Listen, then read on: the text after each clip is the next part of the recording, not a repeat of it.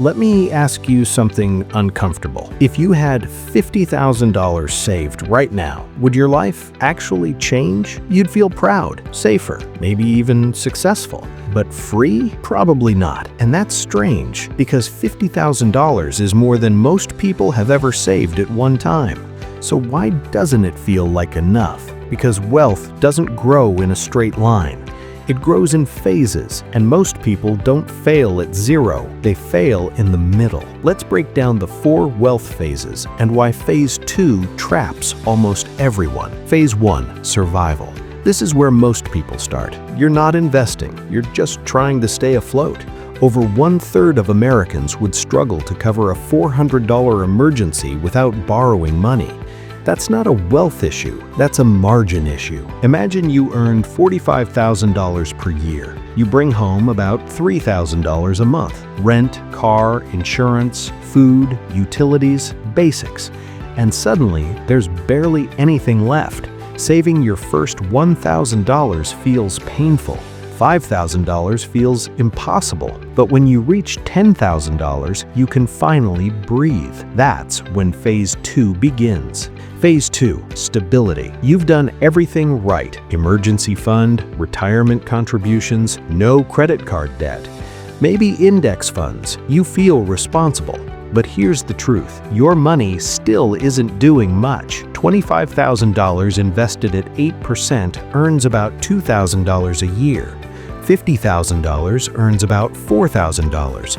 $100,000 earns around $8,000. That's progress, but it's not freedom. Here's the danger. Your income rises, promotions, raises, and your lifestyle rises too.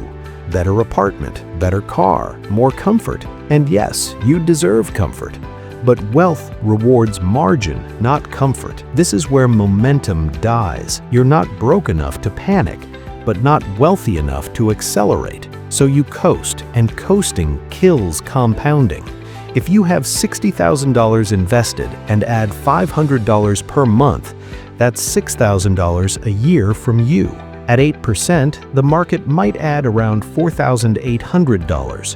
Your behavior matters more than your returns. Slowly, people reduce their savings rate. Stable becomes comfortable, comfort becomes permanent, and that's why so many stay between $10,000 and $100,000 for years. Phase 3, acceleration. Around $100,000, something changes. At $100K, you earn about $8,000 a year. At $250K, $20,000. At $500K, $40,000. Now your money feels like a second job. The jump from $100K to $500K often feels easier than the climb from $10K to $100K, because exponential growth doesn't feel exponential until it does. If you invest $1,000 per month starting at 25 at 8%, you could reach around $1.5 million by 65.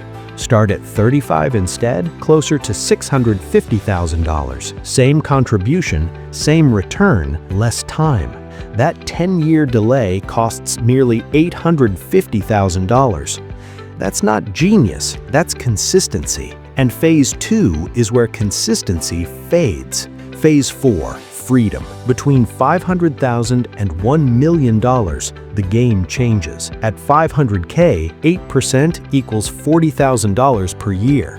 At $1 million, about $80,000. Using the 4% rule, $1 million could provide roughly $40,000 annually. Not luxury, but freedom. Freedom to negotiate, freedom to walk away, freedom to breathe.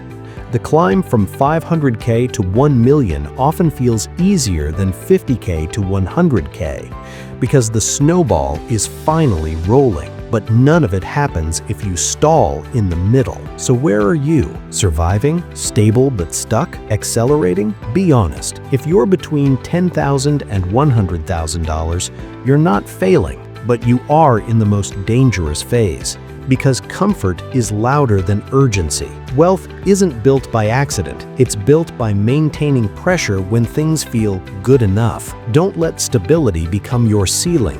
Let it become your launch pad. If you're serious about escaping the $100K trap and building momentum, Subscribe. Most people won't. That's why most people stay stuck. Wealth isn't about luck. It's about knowing where you are and refusing to stay there.